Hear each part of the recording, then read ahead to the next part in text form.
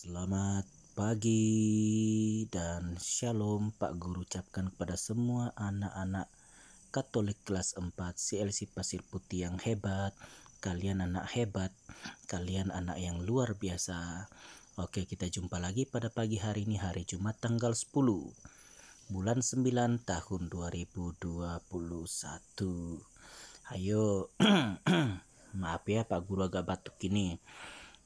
Tapi walau bagaimanapun, Pak Guru tetap semangat untuk menjelaskan pelajaran hari ini kepada kalian. Oke, sekarang sebelum kita mulakan pembelajaran kita, mari kita berdoa dulu seperti doa yang sudah tertera di sini. Seperti biasa, sebelum kita berdoa, pastikan kalian memiliki sikap, hati, dan hidup posisi doa yang benar ya.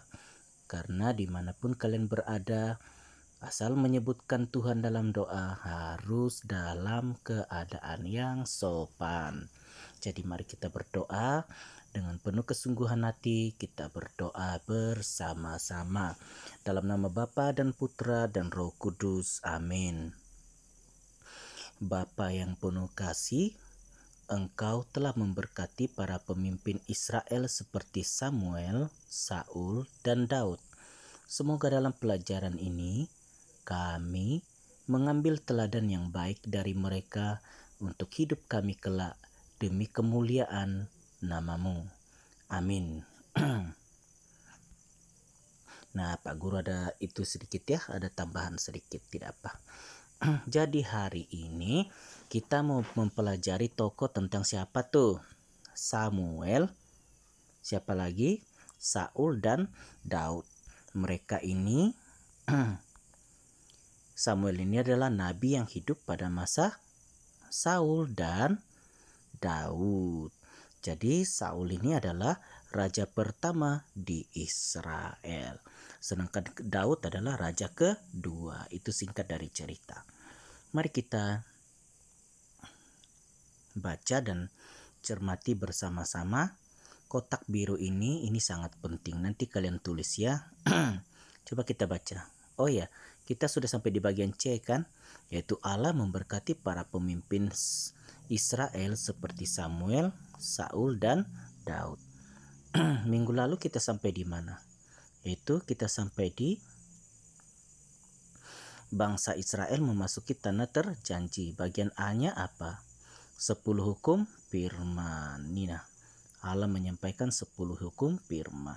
Jadi sekarang kita di bagian C-nya dari bab 2 tersebut.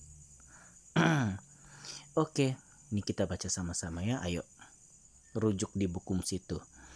Kekilafan dan kesalahan Saul adalah berambisi untuk memiliki kekuasaan yang mutlak, sehingga ia tidak setia lagi kepada Allah.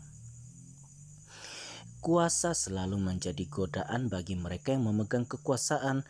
Samuel mengingatkan kita bahwa kita tidak akan memiliki kekuasaan yang mutlak.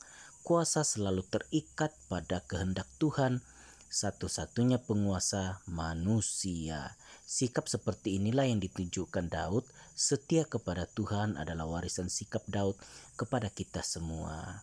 Wah, mantap sekali ya kata-kata ini, yaitu Saul ketika naik tahta menjadi raja buta, sehingga dia lupa akan Tuhan sang pemberi kuasa. Akhirnya Tuhan menurunkan dia, lalu digantikan dengan Daud.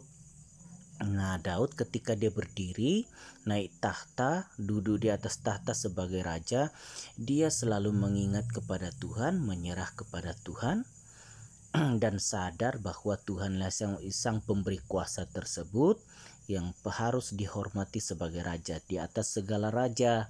Makanya Saul gagal menjadi seorang raja di Israel, sedangkan Daud berhasil sampai akhir hidupnya. Nah, makanya Nabi Samuel memperingatkan Saul, tapi Saul nampaknya terlambat bertobat. Begitu ya kira-kira kisah Saul, Daud, dan Samuel. Nah, kisah Samuel ini sudah tertulis di mana tuh dalam firman Tuhan ya? di dalam sini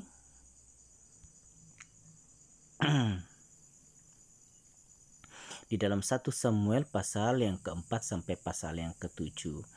Nah, Pak Guru tidak bisa membacakan semua kepada kalian ya, karena ini akan sangat lama. Coba Pak Guru ceritakan secara singkat ya, bagaimana kehidupan Samuel lahir, yaitu seorang Elkana memiliki 2 istri, ya kan gitu. Lalu istrinya itu ada yang satu mengandung dan ada yang satu mandul. Akhirnya Tuhan mendengarkan istri yang kedua, doa istri yang kedua, lahirlah Samuel. Ayahnya adalah Elkana. Ketika Samuel lahir, dia dipersembahkan kepada Tuhan. Akhirnya seumur hidup Samuel dari kecil dia sudah berada di rumah Tuhan dan diserahkan di bawah pengawasan Imam Eli. Jadi Imam Eli yang membawa dia ke rumah Tuhan di Silo, merawat dia sampai besar. Di sana dia belajar mendengar suara Tuhan di sini ya. Waktu dia tidur pertama kali dia dengar suara Tuhan, lalu dia kasih tahu kepada bapak rohaninya.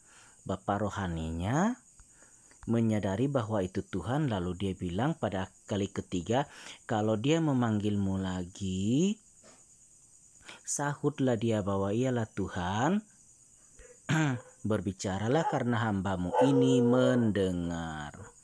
Begitu ya. Maaf, ada anjing Pak Guru ini menggonggong. Oke, jadi nanti kamu baca habis ya, karena kalau Pak Guru baca maka lama nanti ini video. Sekarang ketika kalian membaca, jangan hanya dibaca tapi dihayati. Karena ini firman Tuhan yang sudah terjadi pada masa lampau, masih terjadi pada masa kita sekarang, menjadi pelajaran rohani bagi kita, agar iman rohani kita bertumbuh. Oke. Jawab pertanyaan ini dan WhatsApp ke Pak Guru. Dalam kisah di atas, mengapa orang Israel menginginkan seorang raja? Oh, ada tuh jawabannya di sini. Ada itu jawabannya. Iya, ada itu jawabannya di sini. Dan di dalam kisah 1 Samuel 1 ada jawabannya di situ. 1 Samuel 1, 1 Samuel 2 nanti dibaca di situ ya. Terus, kedua, apa keinginan orang-orang Israel itu sesuai dengan keinginan Samuel? Tentu tidak, karena keinginan Samuel adalah apa? Tuhanlah yang menjadi raja atas Israel, bukan Saul. Nah, nanti kamu jawab seperti itu ya. Tuhanlah yang menjadi raja atas Israel, satu-satunya pengendali kuasa. Jangan ikut-ikut dengan bangsa-bangsa yang lain, karena bangsa lain memiliki raja, sedangkan Israel Tuhan satu-satunya raja. Tapi keinginan rakyat tetap mau ada raja. Akhirnya Tuhan mengabulkan doa daripada rakyat Israel. Maka Saullah yang terpilih sebagai raja. Terus ketiga, apa yang bisa kamu teladani dari Samuel? Ayo, ketika kamu baca dari sini nih, maka pasti banyak yang akan kamu teladani dalam hidup Samuel. Silakan dibaca, nanti dijawab. Oke. Peneguhannya dibaca, kalau boleh nanti kalian tulis. Sekarang kita ke Raja Saul. Nah, kisah hidupnya kamu baca nanti di sini. Dia dari mana, berasal dari mana, ayahnya siapa, dari suku mana. Begitu. Nah, pada waktu Tuhan mendengarkan doa rakyat Israel yang meminta raja, maka Samuel dipakai Tuhan untuk mengurapi Saul menjadi raja. Ketika Saul menjadi raja, apakah dia taat dan tunduk kepada Tuhan?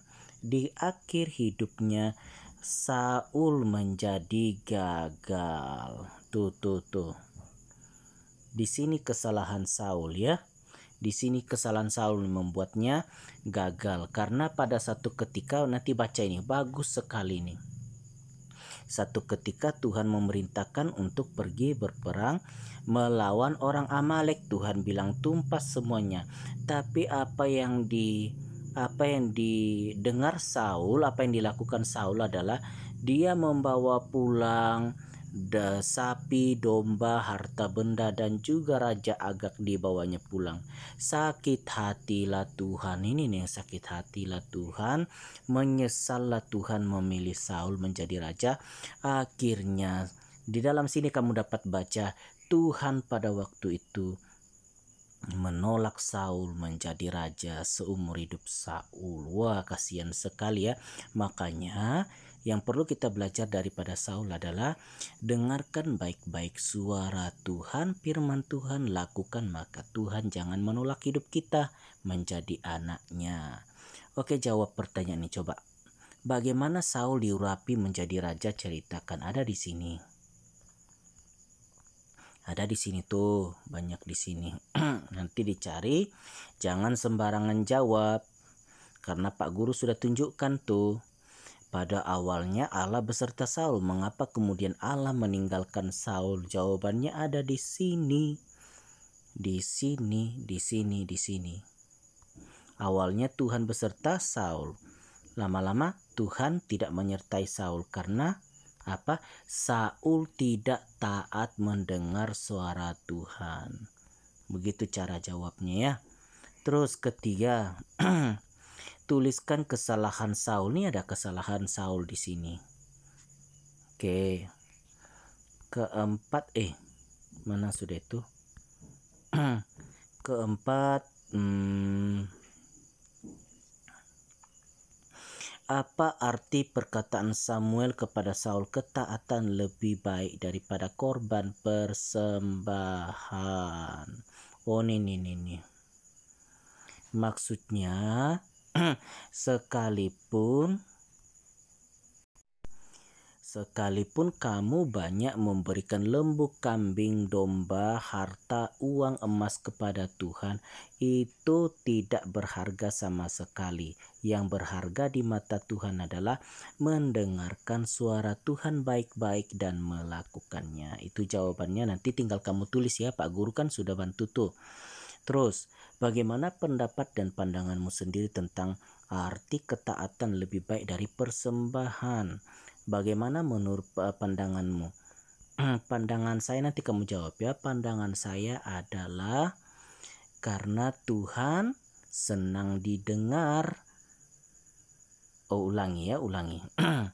Karena Tuhan, pandangan saya adalah karena Tuhan sangat senang bila kita mendengarkan Dia daripada kita membawa persembahan yang banyak kepadanya. Nanti kamu jawab seperti itu ya. Oke, ditulis ini peneguhan, ini bagus sekali.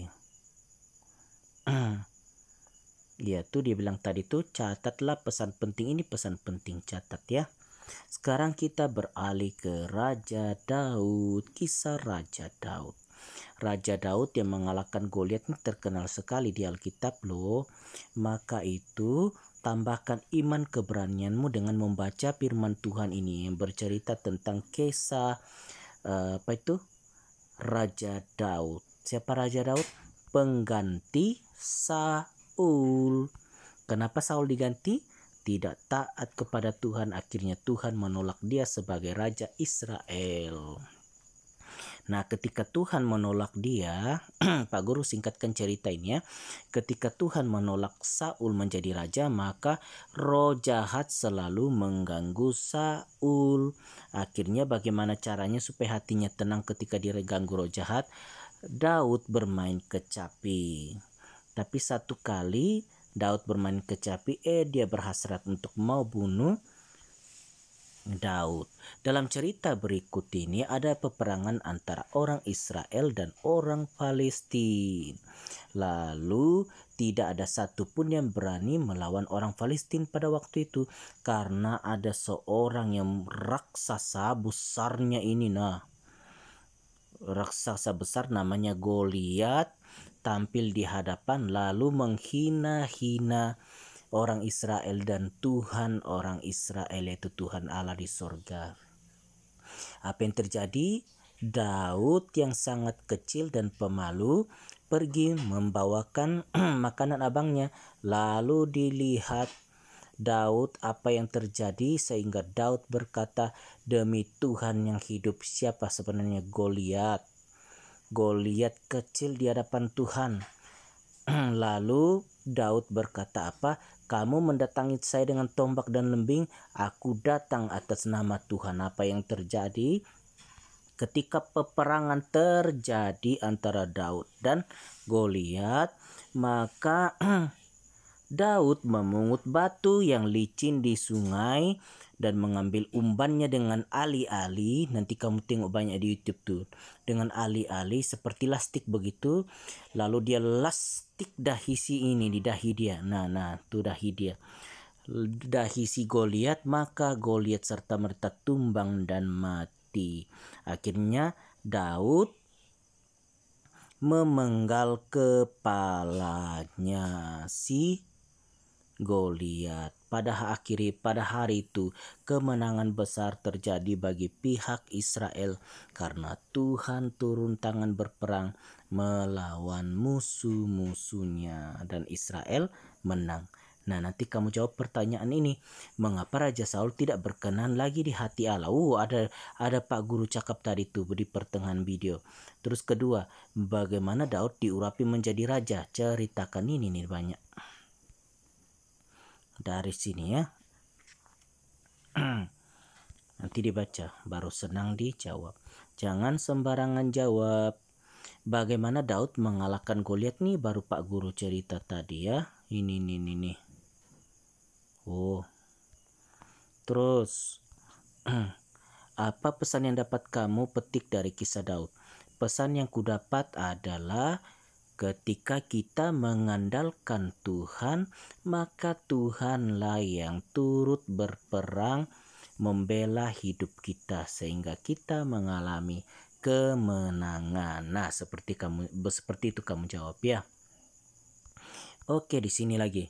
Daud dipilih menjadi raja. Nah, itu jawaban juga. Nina.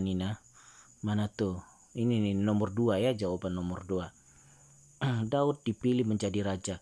Setelah Daud mengalahkan orang Palestina, ini semua kamu kamu baca di sini, maka kamu akan pahami semua itu. Oke, karena terlampau banyak yang kamu baca dan terlalu banyak yang kamu mau jawab, ini lagi kan kamu mau baca. Jadi Pak Guru bantu satu, yaitu ini. Kita jawab semua bersama ya. Kita jawab ini, tapi ini di atas 2 ini, yang 2 ini dan mana tadi?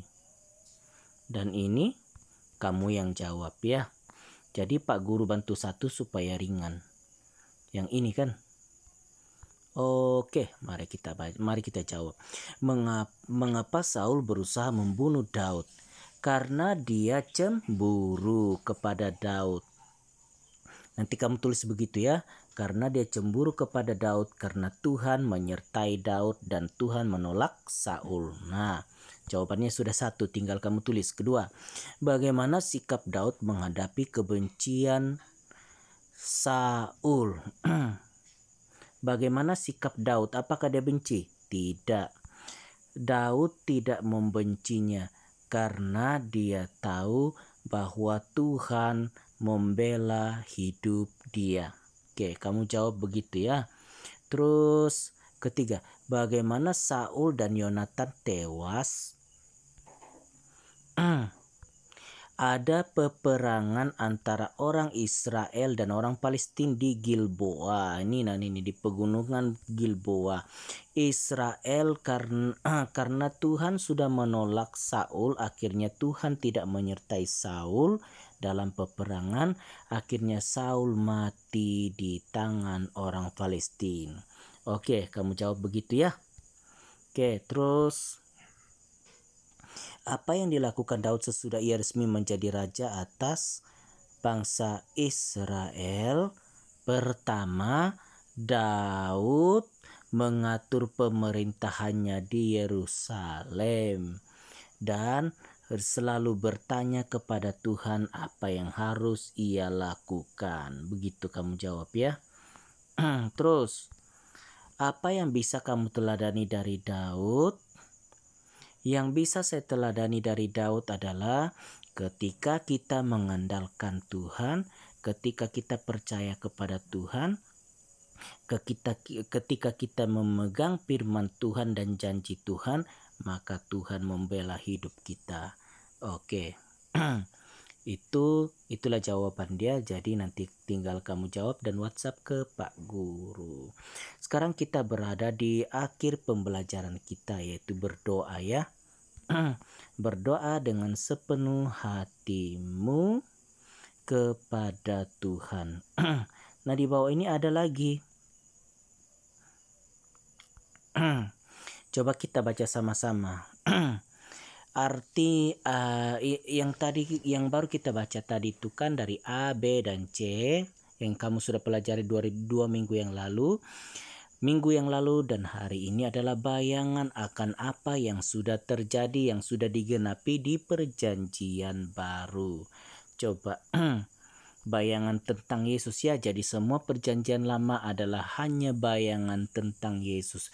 Walaupun terjadi di masa lampau, tapi sebenarnya semua yang terjadi di masa lampau dalam perjanjian baru adalah menyatakan tentang kehadiran Sang Raja di atas segala raja, yaitu Yesus Kristus yang akan datang memerintah di bumi dalam perjanjian baru.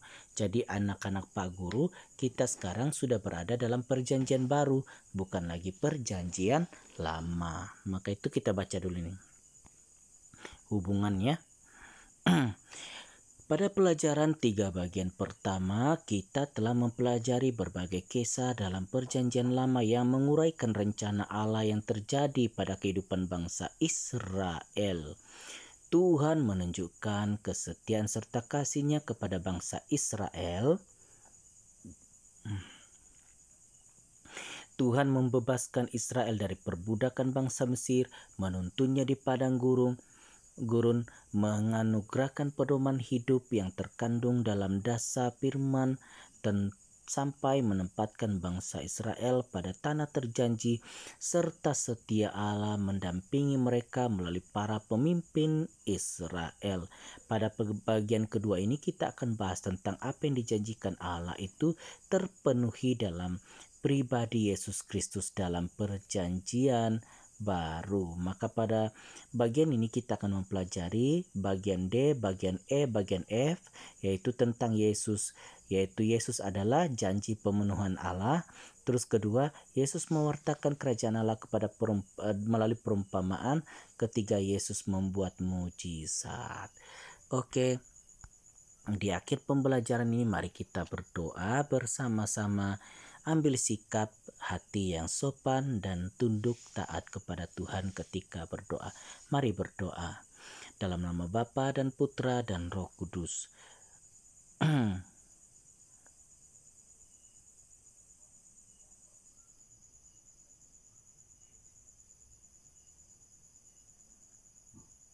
Berdoa selesai. Oke, kenapa Pak Guru berdiam diri? Karena doanya kamu tulis. Oke, begitu. Doanya kamu tulis dan WhatsApp ke Pak Guru. Jadi ada 2 bagian soal tadi yang perlu kamu jawab dan juga ada doa yang perlu kamu tulis ya. Oke, itu saja pembelajaran kita hari ini. Sampai jumpa lagi. Pak Guru tunggu tugas kalian. Bye-bye.